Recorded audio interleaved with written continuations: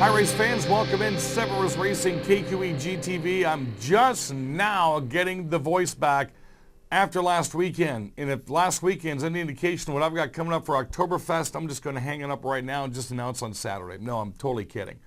What a weekend we had. And not only at La Crosse. I'm going to start off Thomas Sparta Raceway. I got to do the Midwest Dash Series there on Friday night last week with all the other divisions they had. What an outstanding time we had, and the Midwest Dash Series drivers put on one heck of a show. Then fast forward to Saturday, where not only do we have 1, 2, but 3 photo finishes. One of the most exciting, I would say in my 10 years at La Crosse, one of the top 3 most exciting sportsman's races I've ever called. You might want to remember, I think that the next one would have been when Troy Rave and John Eckelberger, was it Troy Rave and Jack Lichheim went door to door in 15 straight laps until they came out of turn 4, and Rave bobbled in 4 and Lichheim got the win. That one between Devin Schmidt and Brad Worthen has been talked about all week, and even trickled back into his hometown up there in Minnesota, and it really made a splash on Facebook. And of course, we finished things off with the Trailer Race of Destruction and 25 entries in front of almost a packed house. So without any further ado, as we do every show, we take you back to the Crosse Speedway and give you what we saw and what we called and what we were all clapping for. And we'll start things off with the La Crosse NASCAR late models. We're going to show the last 2 laps, and these last 2 laps feature 3 cars that we've seen do this, I think, 4 of the past 5 weeks. Ty, Steve, Mike. Period. Been across the board. Cole Howland did throw a monkey wrench into this one, though, as we had to go through a couple of different cautions. Cole Howland really hung in there as much as he could. You really got to tip your hat to that guy. He put a challenge on Majeski for many laps. Ty recognized that after the race. He had Steve Carlson challenge for many laps, and then Mike Carlson. So, I mean, he did a really nice job, though he ended up a 4th place finish. To finish 4th behind Mike Carlson, Steve Carlson, Ty Majeski, that's a whole world of difference, especially when you look at the high car counts we had. So Ty Majeski brings him up out of turn 4. He's won 7 out of the last 8 features at La Crosse. He's got 7 wins on the season, and we've still got to go a good handful of late model races coming up. That we'll see if Ty is going to be making or not, plus Oktoberfest. It was Steve Carlson's 2nd. That was his 10th runner-up finish this year. That's ridiculous almost. Brad Powell and Mike Carlson twice. There's, the runner-up finishes right there. Mike Carlson does take 3rd. Cole Howland ended up 4th. Now to that sportsman's race. I'm going to take you down. We had 3 cautions in the final 5 laps. We're going to take you down to the last 2 laps because there were 2 cautions, and the front cars featured Brad Worthen and Devin Schmidt out of Minnesota. The best night Devin Schmidt's ever had. He said it's now his most favorite racetrack in the country to race at. Expect him to maybe run for Rookie of the Year full-time next year. As we went through the first restart, double file, second restart, double file. It's now called the Booze Cone of Uncertainty. The lit cone came out, choosing lanes. Devin Schmidt surprised a lot of us because he went to the outside of Brad Worthen on that last caution before we had to go single file for the very last one. Devin Schmidt at turn 4. Brad Worthen, like I knew he was going to do, knows the track a little bit better, punched it as he was coming out of 4, got side by side, and right at the end it was Devin Schmidt by, I would say, between 4 to 6 inches. And maybe we can even have our producer slow that down. We'll back it up a little bit, maybe even slow it down and get as slow as we can with those 2 noses crossing that start-finish line to show you how close that thing was. What an outstanding run with those 2. Nick Clemens said he had the best seat in the house. He loved watching that race in front of him. And, he's had a lot of wins this year, so we actually got to watch some activity instead of beating everybody in the sportsman division. So it was Devin Schmidt followed by Brad Worthen. He was going for win number 4, by the way. And there was Nick Clemens following back in 3rd. Thunderstocks had an interesting almost photo finish as well in their 15-lap feature event. Andy Moore, a late race pass over Scott Malum, the Donut Man, in his number 28 El Camino. Really thought Malum was going to pick up a win here. He had to battle some attrition as well. Some cars dropping out, a lot of paint being traded, and a couple of cautions. And right there at the end, Andy Moore finally found his way around and crossed the finish line over Scott Malum and Kyle Lockington. Actually, Andy Moore was in a hurry to get out of that race because he had the trailer race he had to get into as well, and his car was just battered all night long. Garrett Tickey 2 left turns remaining in this one. Another photo finish. Garrett Tiki was slowly picking off cars as the last, I want to say, 6 or 7 laps were coming about. And once he got that number 1 in front, I mean, he was up here and over here, and it was really fun to watch him race this thing. And Tom Farah, he's the patient man right there. Hunter Miller, one of those as well. Patrick Tiki, he was up there as well. But in the end, it was Garrett Tiki winning the feature. And I got to tell you what, his grandfather, he laid him to rest earlier that day. Went out there and raced in memory of his grandfather and did it in style. Congratulations to Garrett. I know Hunter's a family member. Patrick is a family member. They were all there in spirit to watch him win that race. And even Tom Farah had congratulated him on social media as well. Bailey Brown from Holman, Wisconsin. Let's show you some laps here of the trailer race of destruction. 25 people were in this one. Bailey Brown, I knew I'd seen the truck in the pits because I thought it was a demo derby truck. But when we lined up for the fan vote, I never could really see exactly where he was because there was a whole bunch of Bill Schutt's broken big bedded trailer truck was here. And I was looking at Reckless John Clausen's van that was tipped upside down in turn number 1. And then another entry, I think it was Tyler Mickshaw in the 04. I didn't see Brown, and I heard the fans going off at me, so I felt like it was on the Price is Right. Come on down as they're belting out prices. They were actually yelling at his number, so I actually got to see where he was. And knocking drivers out with a fan vote. I think Jason Bolster ended up taking second, but Bailey Brown from Holman won the trailer race of destruction. Said he's already got some thoughts about coming back for the big one, and that is the Eve of Destruction coming up on September 3rd, I think it is this year. And that's where you have the big motor homes and campers and boats and snowmobiles and Christmas floats and Halloween floats coming out. So we got something else to look forward to there. Maybe if we have some time on next week's show, we're going to show you some more clips of some of the huge smashes we saw during the trailer race of destruction. Coming up Friday night, it's another edition of Street Drags at the Crosse Speedway. About 18 different divisions. Grudge racing at 6:45, 7:30 will be the brackets. Also a burnout competition and a show and shine. Another one has been added from an earlier rainout. That's going to be August 27th. And then Saturday night, La Crosse Speedway, it is Buck Night. If the weather's good, we expect a whole lot of people coming up for that one as well. All concession items are just $1. Beer's just $2. We're going to have late model sportsmen, Thunderstocks, and Outlaws. And I think this is the Subway Sub-Eating Championship. All the champions from up the year are going to be coming down and getting their eat on at the Speedway. Also, check out Facebook for the La Crosse Speedway and Seven Rivers Racing. We keep adding people each and every week. We throw the videos up on Seven Rivers Racing on YouTube.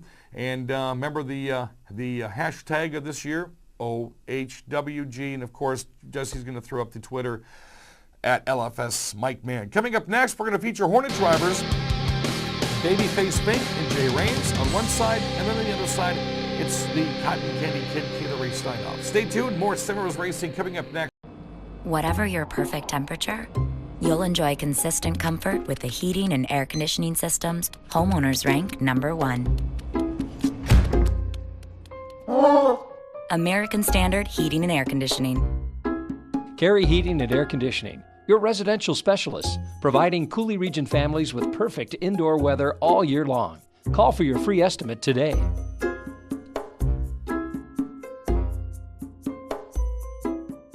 The next time you visit the west coast of Wisconsin, there's a hotel in La Crosse you need to check into. Here's General Manager Roxanne North. We want to treat every guest with the best that we have to offer, and that starts with the front desk all the way through the housekeeping department. My general philosophy in life is I treat my staff the way I want to be treated, and I pass that on that we treat our guests that way. For reservations, visit the website, settlein.com. People come here, we want them to feel like family. Have you tried the great lunch buffet at Pizza Hut? Monday through Friday, 11 a.m. to 1:30, Pizza Hut in La Crosse and Winona offers you an all-you-can-eat lunch buffet for just $5.99. All the salad, pasta, breadsticks, and of course, delicious piping hot pizza you can eat. How about dinner? Try the triple treat box from Pizza Hut. 2 medium, 1-topping pizzas, an order of breadsticks, and a Hershey's chocolate chip cookie, just $19.99. Pizza Hut in La Crosse and Winona. Call for delivery or order online. Pizza Hut. Short track racing is alive and well in Wisconsin and Minnesota. Hi, this is Dan Dyker, The Voice. Join me and Billy Doc Niles each week at noon at Google 1460 for Wisconsin's most comprehensive racing report. We'll talk with local and national drivers and bring you up to date on what's going on in western Wisconsin's finest short tracks. If you love racing, you'll love our show. The Whitetail Crossing Convenience Store Race Report, Saturdays at noon on Google 1460 WBOG. Welcome back, Seven Wheels Racing, KQEG TV. I'm Dan Dyker, taping at my favorite place to tape. We're out of the studio here in the Winner's Circle at the Crosse Fairgrounds Speedway, and we thought we would center on a couple of Hornet drivers today, a couple of females that are getting their names known here at the Speedway. One we'll get on in the next segment. It's been here for quite a while, but our newcomer to the racetrack this year has really put a name down for herself, especially after night number one, and that will be Jackie Finch. They call her Babyface. How are you? Oh, I'm pretty good today.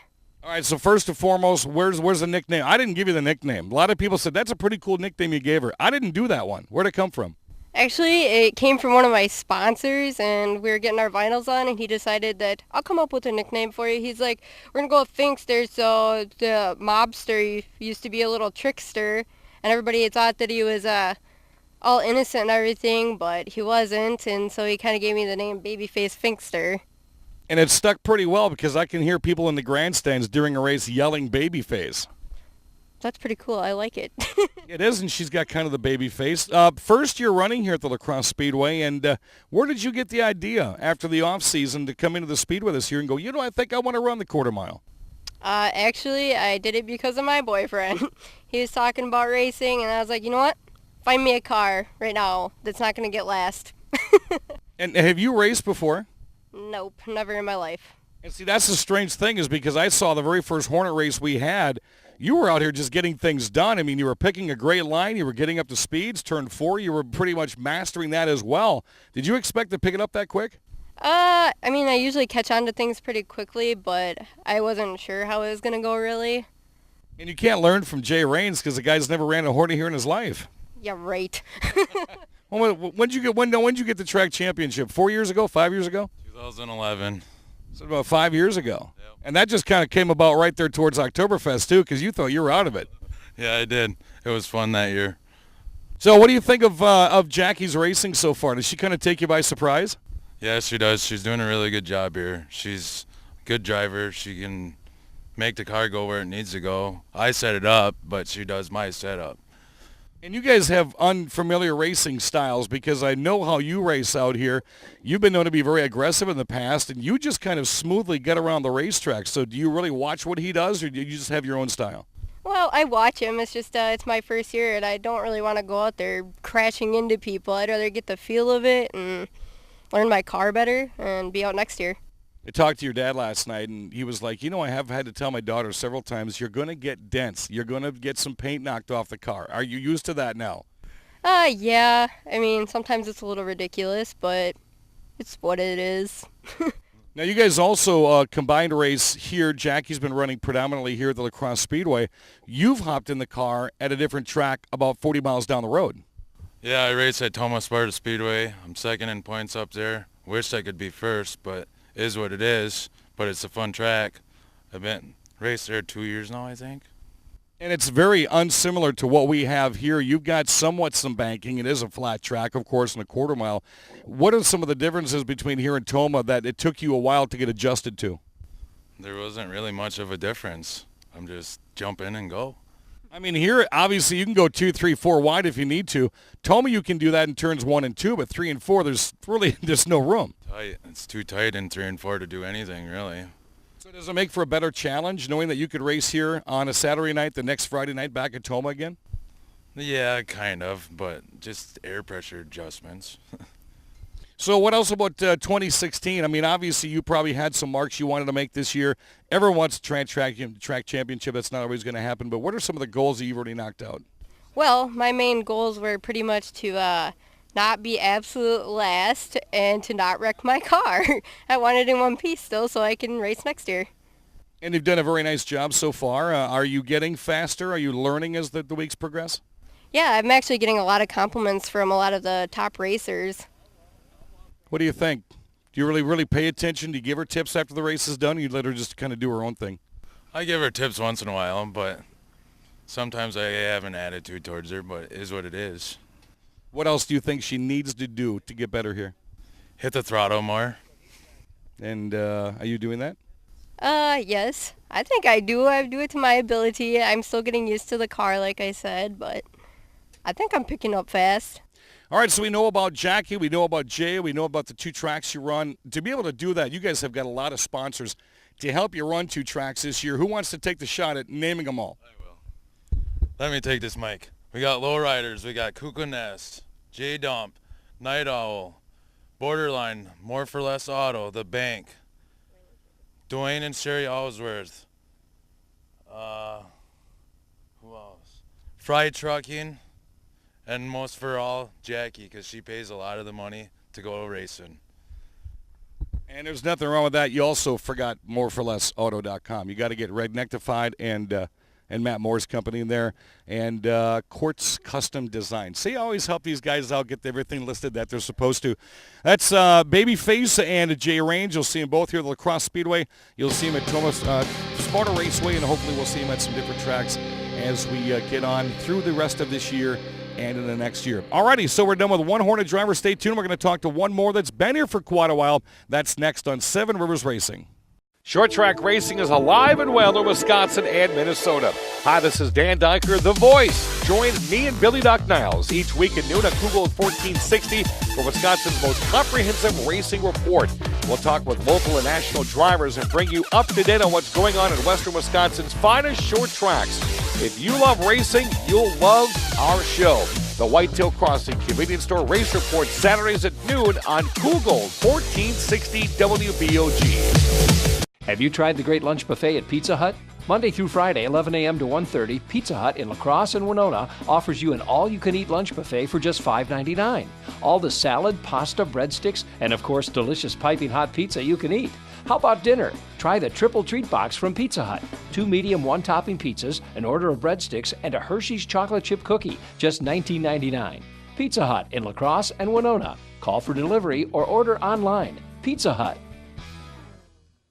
The next time you visit the west coast of Wisconsin, there's a hotel in La Crosse you need to check into. Here's General Manager Roxanne North. We want to treat every guest with the best that we have to offer, and that starts with the front desk all the way through the housekeeping department. My general philosophy in life is I treat my staff the way I want to be treated, and I pass that on that we treat our guests that way. For reservations, visit the website, settlein.com. People come here, we want them to feel like family. Whatever your perfect temperature, you'll enjoy consistent comfort with the heating and air conditioning systems homeowners rank #1. American Standard Heating and Air Conditioning. Carey Heating and Air Conditioning, your residential specialists, providing Coulee Region families with perfect indoor weather all year long. Call for your free estimate today.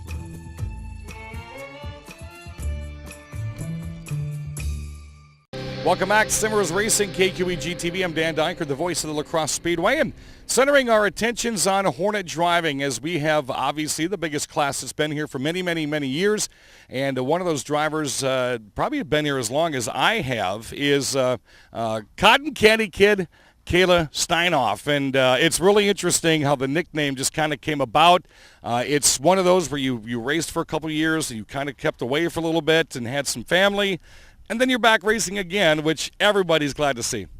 Yeah, definitely. It's hard to stay away from the track, so I always try to make it back out here if I have the means to. Now, I think when you first started, you were running Thunderstocks, and it was funny. I was in the tower one afternoon trying to give drivers nicknames. I automatically knew what hers would be looking at the car, and it's the same color as it was when it was the Thunderstock. It looked like cotton candy, so it just sounded good. The Cotton Candy Kid, Kayla Steinhoff, rolled right off the tongue to the point. Talk about the driver autograph session that year when I think you really realized you liked the nickname. Yeah, it definitely works for me. I like the car. Everyone else likes the car. And my fan photo night, I brought cotton candy for all the kids, so it's just what we do here. And now you went from the Thunderstock. You had a couple of great children. When did you decide, I got to get back to the racetrack? It's always a last-minute decision, and last year I had a baby, and so I took the year off, and this year it came about, and I had the means to get a race car, so I figured the Hornet division would be suitable this year. And how's it worked out so far? I have a lot of fun. There's a lot of great cars to compete with, so I'm definitely glad I tried out this division this year. And it was one of those when people automatically knew you were back at this racetrack. It wasn't like a rookie that was coming out that, oh, we don't have to worry about this one here. It was a whole different story with you because you spent many years banging in a Thunderstock. Yeah, it's a lot different racing in a Hornet, and it was really great to come out and race with all these guys because I have the experience and I have a lot of fun competing with them.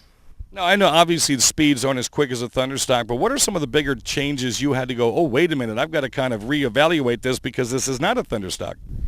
Well, these cars are a lot smaller and they handle a lot different, so I had to learn the different driving technique, and there's a lot more room on the track, so I have a blast getting through when you can go 3-4 wide versus going 2 wide. I mean, you could sometimes go 3 in a Thunderstock, and you got nervous every time, so it's really fun to make your way through 30 cars in a feature. You know, you and I talked many years ago about being the minority, being one of the female drivers. With you, you don't care. I've never seen the attitude where, well, I'm the female and I'm going to get treated differently or looked at differently. And you know how that's always gone throughout the years. I don't think that's ever fazed you. No, it don't make a difference that I'm a female driver. It's actually a little bit more fun for me going out there and beating the guys. I mean, sometimes they don't like getting beat by a girl, but I enjoy it and the fans enjoy it, and we have a lot of fun.